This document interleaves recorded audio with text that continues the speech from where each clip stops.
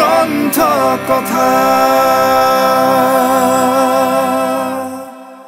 মোৰ নামটো কোৱা হ'ল মধুসূদন দাস বুলি কিন্তু যদি আৰু এটা মোৰ পৰিচয়টো মই কি কৰোঁ যদি কয় মোক হয়তো তোমাৰ বিপক্ষে জানিব মধুসূদন দাস এগৰাকী শিক্ষক আৰু মধুসূদন দাস অসমৰ শিশু চেমনীয়া আৰু যুৱক যুৱতীসকলৰ কাৰণে আজি বহু বছৰ ধৰি কাম কৰি থকা এজন সাধাৰণ মানুহ তেওঁ জানে আপোনালোকে শুনি ভাল পাব যে শ্ৰীমন্ত শংকৰদেৱ কলাক্ষেত্ৰত বহু বছৰৰ পৰা আৰম্ভণিৰ পৰা আজিৰ তাৰিখলৈকে প্ৰতি মাহৰ শেষৰ দেওবাৰে শিশু চেমনীয়াসকলৰ কাৰণে এটা অনুষ্ঠান হয় মৌ মেল। সকলোকে বোধহয় বহুতেই জানে মৌ মেলৰ পৰা বহুত ল'ৰা ছোৱালী ওলাই গ'ল, কোনোবা ডাক্তৰ হ'ল, কোনোবা ইঞ্জিনিয়াৰ হ'ল, কিন্তু সকলোৱে কিন্তু ভাল মানুহ হ'ল। আৰু সেইকাৰণে আজিৰ অনুষ্ঠানটোত মই দুটা কথা ক'বলৈ প্ৰয়াস কৰিছো। সেয়া হ'ল আমি যিয়েই নকৰোঁ আমি কিন্তু ভাল মানুহ বুলি কৈছোঁ।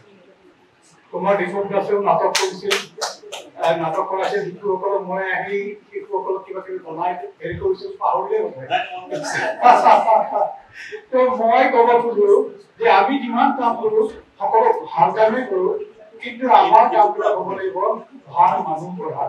সেইকাৰণে মই ভাবোঁ এই যে অনুষ্ঠানটো এওঁলোকে কৰিছে ভাল হ'ব, ভাল হওক, আমি সহায় কৰিম আছোঁ।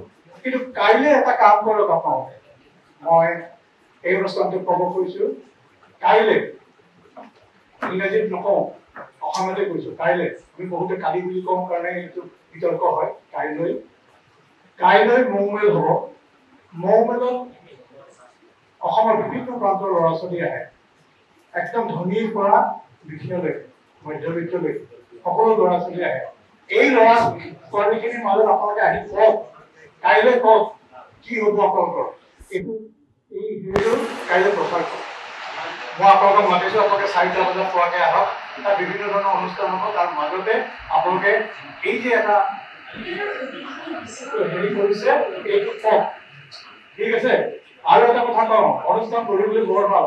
মই অনুষ্ঠান কৰি বুঢ়া হ'লো, এই বুঢ়া হোৱা অভিজ্ঞতাৰে কৈছোঁ, গঢ়িবলৈ বৰ ভাল, ভাঙিবলৈ বেছি পৰ নালাগে। মই ইয়াৰ লগতে কওঁ যে আমি সন্মান বুটলিবলৈ আজি প্ৰায় 64 years কাম কৰিছোঁ, কিন্তু এই 64 yearsৰ এই কামখিনিক মই 64 ছেকেণ্ডত নষ্ট কৰি দিব পাৰোঁ, সেইটো যাতে নহয়। অৰ্থাৎ 64 ছেকেণ্ডৰ ভিতৰত যদি মই এটা বেয়া কাম কৰোঁ, মই 64 yearsত যিমানখিনি আৰ্জিছোঁ চব শেষ হৈ যাব।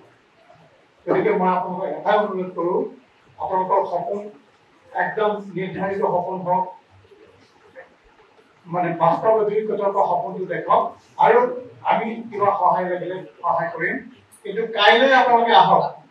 যদি কাইলৈ আপোনালোকে আহে, আপোনালোকৰ যথেষ্ট ল'ৰা ছোৱালীৰ অভিভাৱক পাব, আৰু সেই অভিভাৱকখিনিৰ কথা ক'লে আপোনালোকৰ লাভ হ'ব। ইমানে কৈ মোৰ বক্তব্য সামৰিছোঁ।